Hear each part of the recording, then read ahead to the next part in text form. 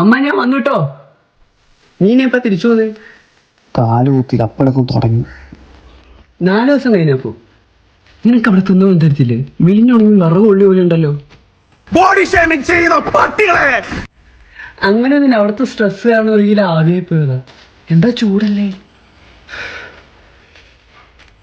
ആ പറഞ്ഞതിന് ഇവിടുത്തെ AC വർക്കല്ല, നീ നോക്കണം. പിന്നെ 2 ബക്കറ്റ് വെള്ളം എടുത്തോണ്ട് വരണം, പിന്നെ വാഷ് ബേസിൻ കഴുകണം, പിന്നെ മേലത്തെ ടെറസിന് കുറച്ച് വിറക് വെക്കണം, പിന്നെ പുറത്ത് വിറകുണ്ട്, അത് തുള്ളിയിലേക്ക് ഇടണം, കുറച്ച് സ്ഥലത്തുണ്ടെങ്കിൽ ഒന്ന് അലക്കണം, പിന്നെ ഞാൻ വീടൊന്നും തുറച്ചു കേട്ടോ. I am a BSc nursing student. എന്നാ ആദ്യം പാത്രം കഴുകി വെക്ക്. എടേ ലാബ് റിസൾട്ട് ഒന്നും നോക്കിയൊന്നും മനസ്സിലാവുന്നില്ല. ന്യൂട്രോഫിലും ബേസപ്പിലും RBC WBCയിലും നോർമലാണ്, കുഴപ്പമില്ല. കൊളസ്ട്രോളും നോർമലാണ്. ഷുഗർ ഉണ്ടല്ലേ? ഷുഗർ കൂടുതലാ? ഡയബറ്റിക് മെൽറ്റസ് 230 ഉണ്ട്. ഷുഗർ കുറച്ചോ? ഡേവിസ് മില്ലിൽ അയാൾക്ക് പോയി പറഞ്ഞാൽ പോലെ. എന്തിനാ എൻ്റെ അടുത്ത് പറയുന്നത്? എൻ്റെ അടുത്ത് എൻ്റെ ആദ്യം പറഞ്ഞാൽ മതി.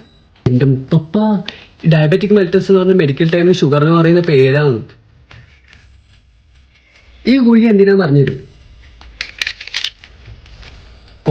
Tablet ecospirin mainly provided to angina patients and headache and stroke and fever patients. The mechanism of action of this drug is inhibit the enzymes and to platelet aggregation to form blood clot. ഇതൊക്കെ ഞങ്ങളോട് പറഞ്ഞെന്താ?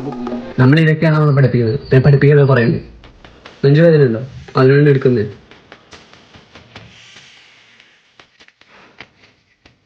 Hello ഇതാരാ? എന്റെ മോനെ എന്ത് ചെയ്യുന്നു?